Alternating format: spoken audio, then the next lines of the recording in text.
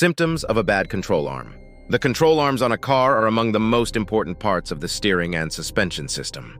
These components attach the front wheels of a car to the proper frame mounts. In addition, control arms allow the wheels of a vehicle to pivot up and down in relation to the fixed position of the frame.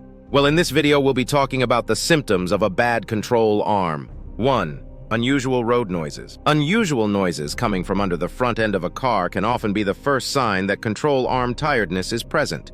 These sounds, which frequently resemble popping, clicking, or metallic clicking, are usually most noticeable when moving over bumps or uneven terrain. 2. Unstable or slack steering. In severe cases, worn control arms can make a car's steering erratic or slow, making it difficult to corner and perform poorly in straight lines. This usually means far more frequent steering corrections than would normally be required by the driver.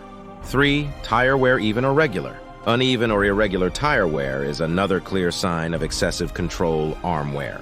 This wear can appear all over the tread surface of a tire, but it usually starts towards the inner or outer proffets.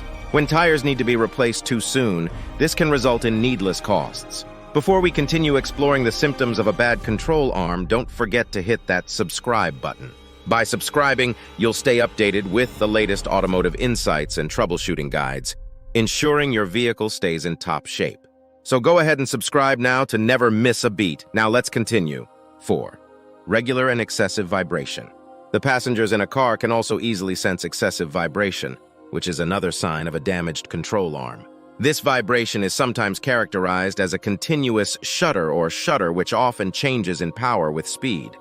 5. Poor handling and steering response.